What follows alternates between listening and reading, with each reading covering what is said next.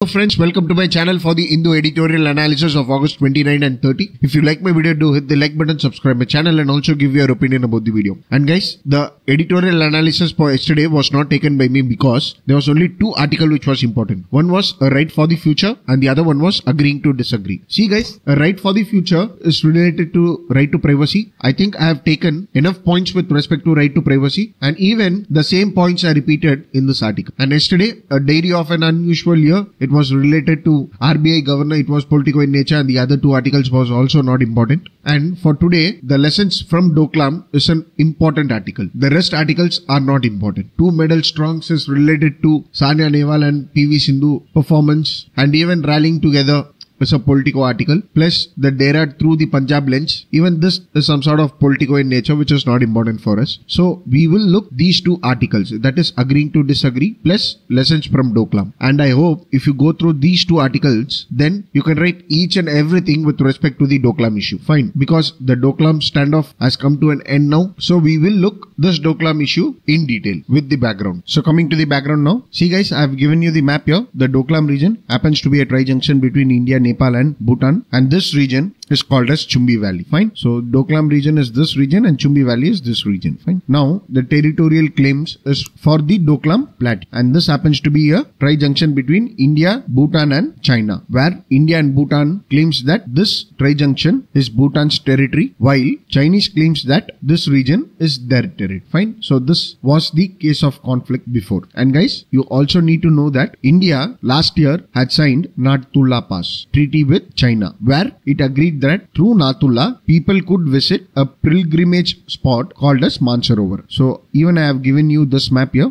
You could see from this Nathula Pass through Tibet, one could reach Mansarovar. So the Nathula Pass was opened last year. And we also have road infrastructure to reach this Mansarovar spot. Fine. Now what happened is, Chinese company started constructing road in this region, claiming that this Doklam belonged to their territory, which has security implications for Bhutan as well as for India. Because for India, the concern is if this Doklam Plateau is under Chinese control, then they could easily access this point which is called as Siliguri Point or Chicken Neck. So you could see in the map here, it becomes very easy for the China to access this Chicken Neck, and if the Chicken Neck is captured, then India access to northeastern states could be very difficult. Fine. Now one need to know that this Doklam Plateau is the territory of Bhutan and it is China who is claiming this territory. So it happens to be a case of conflict between two nations. Then why India is involved here? It is because India and Bhutan had signed a friendship treaty in 2007 where both the nations gave an agreement that they will reaffirm their respects for each other's independence, sovereignty and territorial integrity. See guys, you could note here that both will respect each other's territorial integrity. So it is Bhutan's territorial integrity which is in question now, and it is because of this treaty with Bhutan made India to deploy their troops against China. Fine. And India also mentioned that Chinese government is changing their status quo with respect to the special representatives meeting. See guys, in the year 2003, a special representative meeting was brought in between India and China in order to resolve this border dispute. See, we even have border dispute with China in Jammu and Kashmir and also in Arunachal Pradesh. So in order to solve the border dispute, this initiative was brought in, and under this mechanism it was agreed that the Chinese government will maintain status quo. That is, they will maintain the present situation or the present scenario or the present demarcation as the border between India and China. But however, Chinese claiming that this Doklam Plateau is their territory is a change in stand of the Chinese government. Plus, even Chinese government claiming that they are constructing road in this region because to help Nathula pilgrimage people to reach Mansarovar. Even this happens to be an unacceptable answer for this. However, in this 2.5 months, there were many issues which was raised with respect to this issue, and you need to know two important points with respect to us. One is Chinese government were in the opinion that the Indian government is infringing into their dispute or into their internal concern, because this Doklam happens to be a territorial dispute between China and Bhutan. Plus, Indian presence in helping Bhutan is a cause of concern for China. So they were in the opinion that even they could help Pakistan or present their troops in the region of POK, that is Pakistan occupied Kashmir. And even before few days, Chinese military personnel gave an open statement that they could even capture the tri-junction of India, Nepal and China. That is a region which is called as Kala Pani. So helping Bhutan with respect to this friendship treaty had many concerns for India. But however, the issue is resolved now. The Indian troops is not present at the region now, and even China have accepted Batangla as their territory. That is, up to Batangla, it is their territory. Fine. So this is the background, and I have also given few provisions of India-Bhutan Friendship Treaty. It is self-explanatory in nature, so please have a go through. So coming to the article now, agreeing to disagree. See guys, this article say the separate announcement by India and China that the Doklam military standoff has ended is a welcome step. Plus, this article also mentioned the Chinese were very aggressive and things were very harsh between India and China over the past 10 weeks, that is these 2.5 months. So this end is a welcome step for both the nations and especially for Bhutan. So this article tries to bring in the statement which was given by the Indian diplomats. So the statement here is expeditious disengagement of border personnels. So this was the statement which was given by the Indian government. So this mentions to the withdrawal of troops by India in order to pursue a diplomatic relation with the aggressive China. So it also mentions that both the nations have come to an understanding, and the Chinese statement was that the Indian troop had withdrawn from the disputed Doklam Plateau and the Chinese troop continue to patrol the region, which gives them the latitude it requires to end the standoff peacefully. So it happens to be a win-win situation for both the nations, where the Chinese have got their territory, at the same time the Indian government has also withdrawn the troops. So the article mentions there is a lack of information which is prevailing, and there are many several questions which pops up, and even there are many several questions which are unanswered. But however, both the nations have issued statements, which also means there is an understanding between both the nations, plus they have satisfied their domestic audience, and even there is a negotiation which could be seen. So the article mentions there is a negotiation which was happened between both the nations, and in this scenario one could see that they are agreeing to something which they have disagreed. So the article say many suggested that this could be grow up into a full-blown conflict, because this issue had the potential to raise many concerns and many conflicts. But however, this was not the case, as both the nations have tried to reduce their hostility. So the article here mentions both the governments have respected the wish of the Bhutan's government, who wanted an yearly end to this crisis. And guys, now the BRICS summit is going to happen in China, that is on September 3rd, and our Prime Minister is scheduled to go to China. So the article mentions this issue as resolved before a week to this BRICS summit, and once both the Prime Ministers meet, or even the diplomats of both the nation meets, they could sort out to repair their damage or to bring down the concerns which they had over the past 2 years. So this could act as a medium for them to solve many issues. And the first issue could be cancellation of the Nathula route for Kailas Mansarovar pilgrims. See guys, we saw in the background that the Nathula pass was opened last year, and the Chinese government statement that they have deployed the troops in the region because they are giving protection to the pilgrimage. So one could sense that this Nathula route could be cancelled, and the other concern which could be in the situation is the special representative talks. See guys, the Chinese government have made a recognition that this special representative talks in 2012 has not yielded any benefits, and it also visible that the Chinese government do not recognize this special representative talks to be followed. So the Batangla as the border of China could not be accepted by the aggressive Chinese. So it will not regard that the tri-junction could be near Batangla. Plus even the Indian government claims that even the Sikh Sikkim border is under dispute. That is, they have not recognized the present Sikkim border as their demarcated line between India and China. So even this needs to be settled. So the article mentions both the nations have to come down to this issue and have to settle this before they could move further.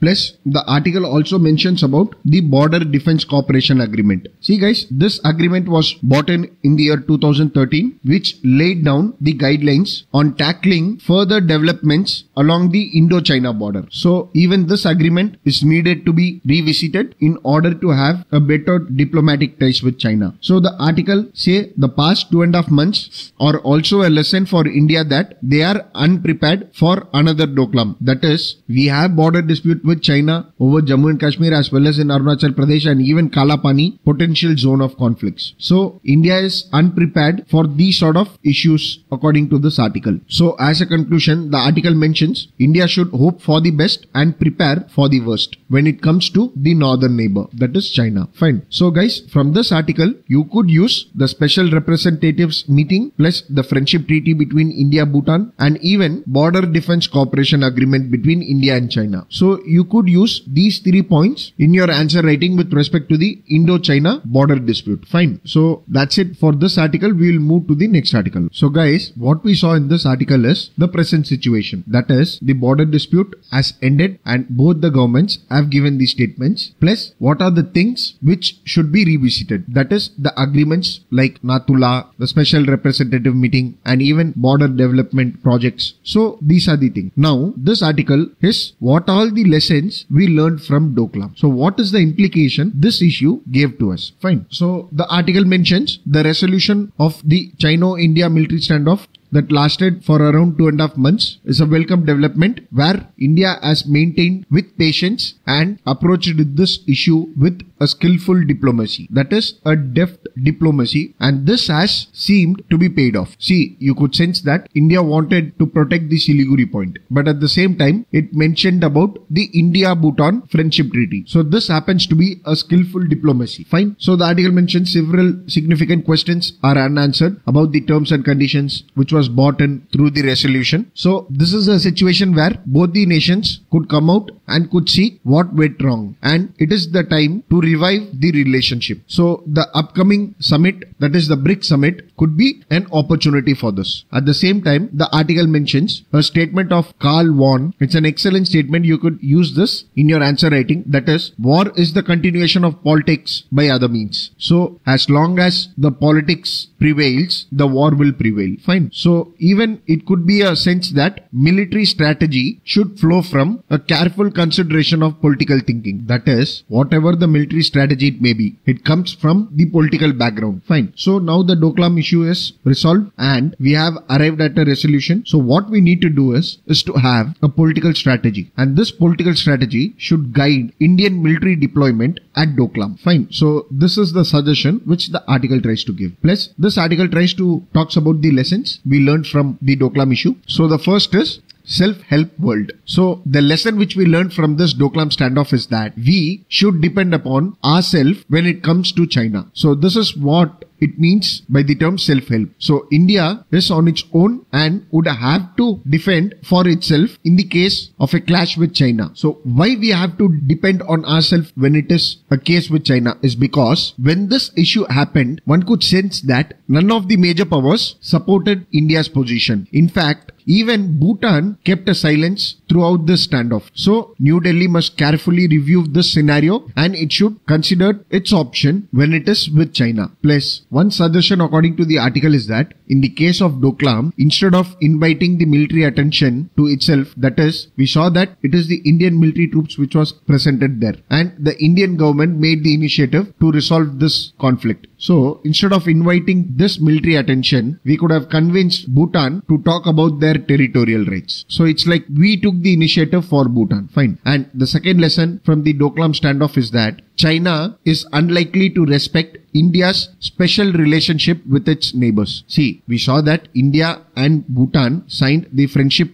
treaty in the year 2007. Now, this agreement or this relationship with Bhutan is not considered by China. Fine. And even India has enjoyed a special status in the South Asian region, and it is often treated as a big brother. And with the Chinese expanding its influence in the region and especially in South Asia and competing for the status as well as the influence, the Chinese considered South Asia with India as its periphery. That is, India is the part of South Asia for China and it treats India on the same lines with like the other nation. Fine. So one could sense that China wants to have its influence in the South Asia. So for this, it uses economic initiatives as well as military pressure. And one such example for this is the Nepal. See, we could sense that India and Nepal had a good diplomatic ties throughout the years. And after Chinese influence in Nepal, the relationship between India and Nepal is in a deteriorating phase. It is not only with respect to Nepal, even with respect to Bangladesh, you could sense the Chinese presence in Bangladesh, even in Sri Lanka. So China is using its influence to build a own place for itself in this region. Plus, the article mentions it is only Bhutan and India who have not attended China's recent One Belt One Road Initiative forum. So it is explicitly seen that all the nations are tilting towards China, and the reason for this is India's traditional policy. And this traditional policy towards South Asia had a limited economic assistance from India. Plus at the same time, we had a big brother attitude. So you could sense that we are acting as a big brother, plus the economic assistance from the India is also limited. So this gave an opportunity for China to increase its influence. So we need to undergo this fundamental transformation. And in order to gain its influence, that is, in order to get the influence back, we need a transformation. Plus, this article also mentions, one could see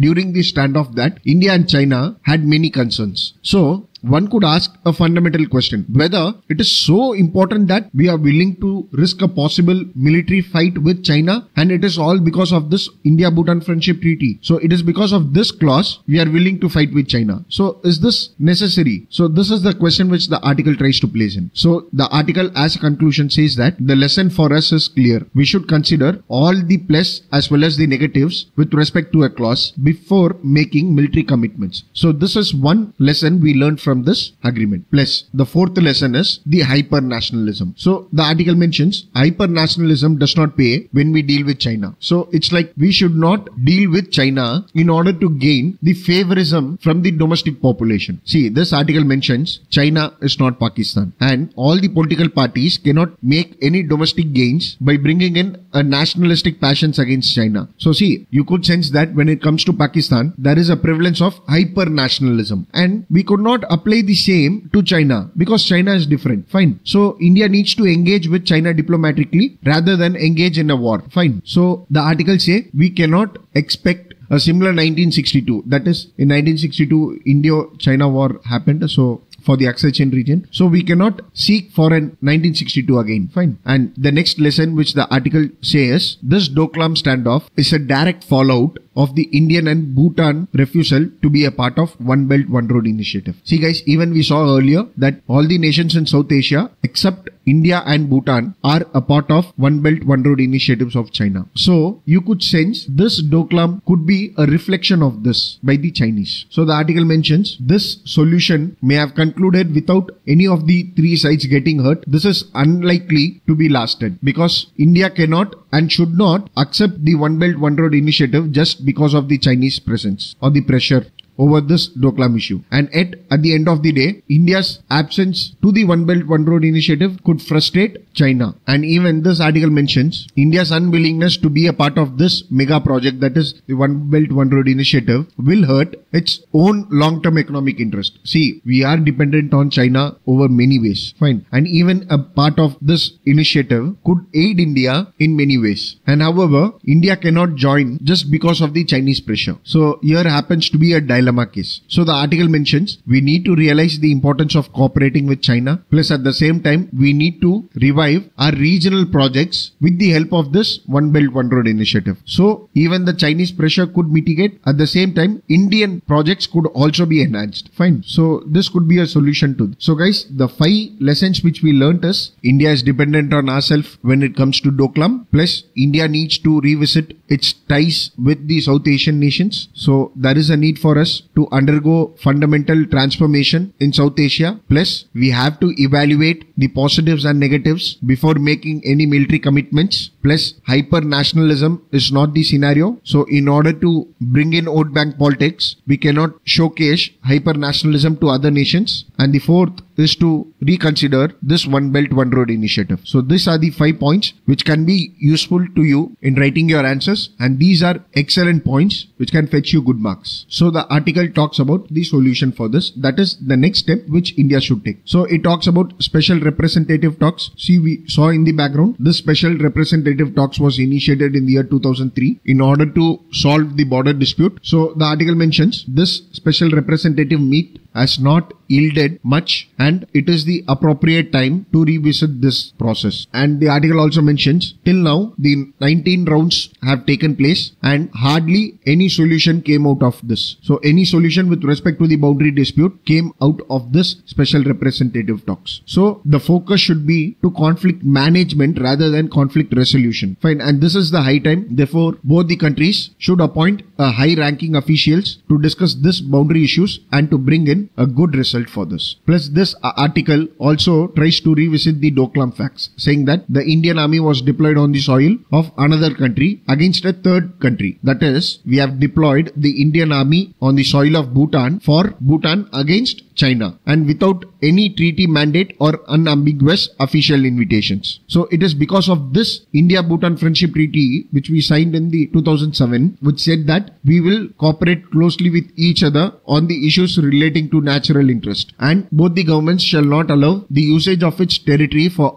activities which is harmful to national interest. So the article mentions, from this treaty, we have said that we will protect the national interest of the other nation, but nowhere in the treaty it has mentioned that we will send troops to help Bhutan, and neither did the Bhutan will send troops to India during a similar situation if at all such a situation prevails. So it is clearly seen that India has sent in troops without a proper treaty mandate. So the argument here is, it does not mean that India does not have a legitimate security and strategic interest in Bhutan. See, it is not the argument here. It is how we need to engage. It is how we need to build a careful scenario before taking a big power like China. So it is the scenario building which India should consider. Fine. So the article say, finally, it all comes down to revisiting a strategy to engage with the aggressive China, which is also an important neighbor for us in the days ahead. While Doklam may be a thing of the past, but however, Indo-China ties could not be on the same lines again. So there could be a military fight, or there could be a war of words, or there could be an attempt to disturb each other, and it could be beyond that. So what India needs to do is, it has to look for the potential Chinese surprises. So it has to keep itself ready for this, and there is an urgent need to adopt a multi-pronged strategy to deal with China. So there are many dimensions which could be considered when it comes to China. So we need to look at that. So there is a need for us to look at diplomatically, politically, multilaterally, economically. So the upcoming BRICS summit is a good occasion to revive this agreement with China, and even China could have a high potential for disagreement. So it's not that with the BRICS we will have an offer for the China and they will accept all. So it is not the case now. There could be also disagreement, but this platform could be used. So both the sides need to have a consultation on various issues. So as a solution, the article mentions, more the diplomacy, more the better. That is, skillful diplomacy can be a better solution for India to deal with China. Fine. So guys, from these two articles, I hope the Doklam issue is covered in detail, which will help you to write an efficient answer. Plus, I would also like to make a point that we saw the background, we saw the historical Doklam perspective, and what is the conclusion for that, and the lessons which India should learn while engaging with China. So I hope this would suffice with respect to the Doklam issue. Fine. And even a question in mains could be expected on these lines, or even you could use these points in India-China relationship. See, if India-China relationship comes in, then you could also add points of the Pakistan occupied Kashmir issue, plus the Arunachal Pradesh issue, China's One Belt, One Road initiative, China's existence or influence building in South Asia, South China Sea conflict, string of pearls issue, CPEC, that is China-Pakistan Economic Corridor, Chinese market capitalization, that is cheap products of China are making a huge impact on the domestic markets of India. So these are other dimensions which you can add if at all an India-China relationship question is asked. Fine. So that's it for today, guys. Thank you. Thank you for watching. And friends, I'm sorry for the delay. See, because there is an issue which is going on with my channel. So I am working on it. I hope things will be better in few days. See, because I have to change my channel name and I have to change my mail ID and other stuffs are there. So I need to do a lot of work with respect to this channel. So that is why I could not bring up all the editorial analysis in the morning. So I will resolve the issue now, and I'm sorry for the inconvenience, guys. So that's it for today. Thank you. Thank you for watching.